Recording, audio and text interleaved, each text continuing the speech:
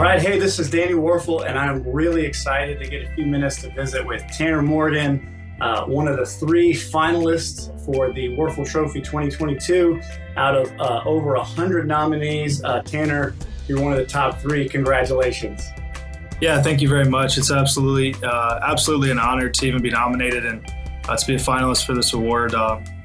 Especially from a guy who's meant so much to college football and everything you've done. It's truly a privilege and an honor to even be on this list. Well, you're on the top of the list, my friend. You're an amazing player, incredible career, a wonderful student, done so much. For those that aren't in the Minnesota world, Tanner is also a young married man while he's still in college, which is a cool part of his story. And you don't know this, Tanner, but my mom grew up just outside of Michigan. Out of Minneapolis in Hutchinson. Oh, and, really? I've got cousins, aunts, grandparents all over that are huge Minnesota fans. So they'll think I'm cool for talking to you. But I guess the first question, what's it been like for you to be a Minnesota Golden Gopher? Yeah, it's been everything. So in my 6 years here, which is another crazy thing to think about in college football these days, I've really been able to be in a fantastic program that's really all about being better in all 4 areas of your life, which is academically, athletically, socially, and spiritually. And I've been able to grow into the man that I am, the husband that I am, the servant in every area of my life. And so it's been the honor of a lifetime to be a Golden Gopher, and something that I'm extremely grateful for. All my time, all the failing, all the success, every moment. Look back as kind of my career is coming to an end here, and I'm thankful for every moment of it. Man, well, I do, so much is made in college football about NIL and transfer portals and all these different things and how it's kind of becoming a business. But I also want to take a moment to just congratulate the many universities that do put a premium on developing a full person. And obviously the program there in Minnesota has done a fantastic job. So, looking at your resume, and really it's in addition to being a great quarterback and a great student, this particular award, the Wuerffel Trophy, is really focusing on community service. And if we were to look at your whole list, we'd be here quite a while. I do want to, in a minute, ask a little bit more about the Caps for Cancer, but just in terms of on some of the resume stuff, I mean, you've worked tons of Minnesota community service events, hospital visits. We got annual turkey drives, Hope for Kids events, youth camps, AIA, lead a Bible study, just a tremendous amount of things that you've been involved in, and sort of why and what motivates you to take the time? Because there's not a lot of time. You're a student, you're a quarterback, you're busy, and yet you're doing these things, all these multiple things. Why?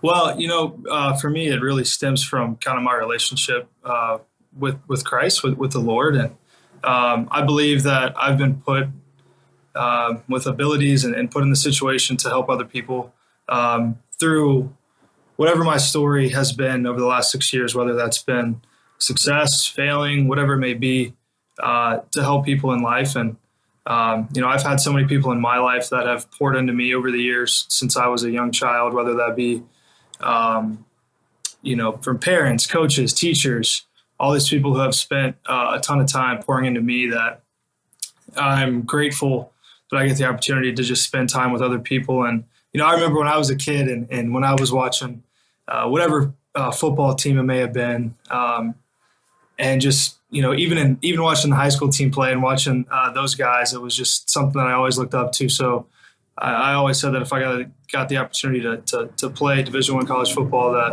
I was going to take advantage of those opportunities. And I think also in the program that we have at the University of Minnesota, there's really an emphasis on serving and giving. So it's easy to get connected on it. It's easy to get connected into the Masonic Children's Hospital, the Hope Kids, all these things that we set up and are able to do.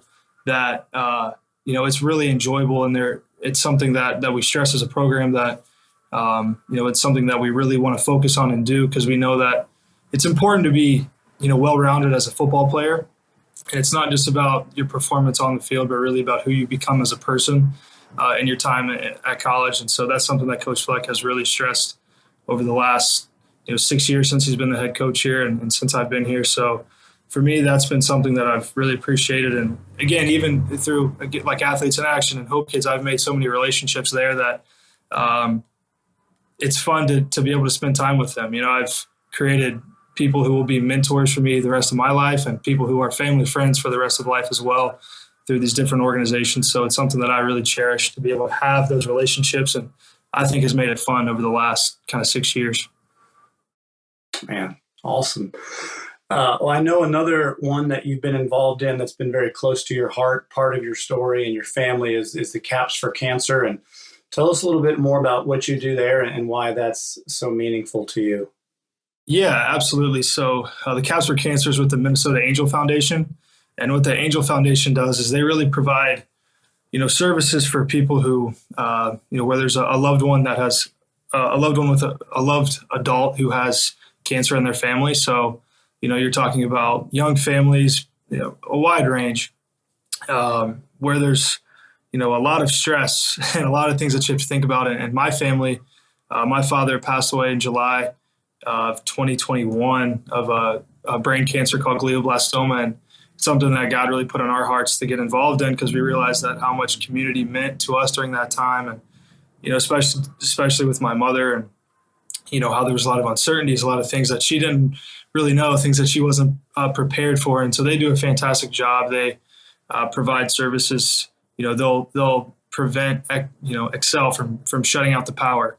By explaining the situation and paying a power bill. They give financial classes. They give little kits for the kids. They provide experiences for the kids to be able to enjoy time with loved ones. They provide a lot of things that just make life easier in those last moments, or in those hard times where you can really just enjoy family during that. And I think my story with my father passing away, it's something that I was honored to get the chance to be a part of. And so what we do is we sell hats and beanies, toboggans, whatever you want to call them, really to raise awareness for the Angel Foundation, and to also, provide financial support, so that some more families can find out about the Angel Foundation and their resources, and also provide more support so that they can reach more families. So it's been really an honor to even be involved with them. And there's incredible people that are over there at the Angel Foundation, and they do incredible work. So it's been a blessing to even be in conversation with them and to be involved in a small part of what they do.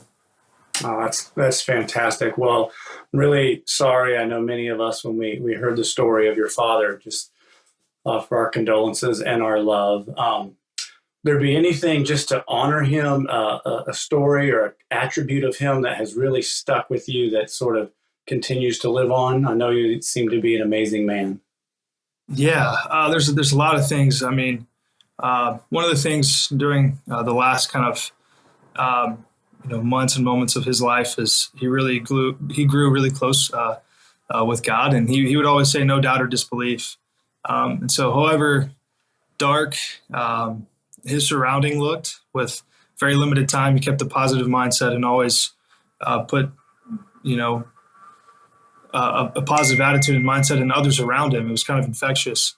And so that's something that I'll live by, and that me and my wife talk about, and that I'll pass on to my kids as well.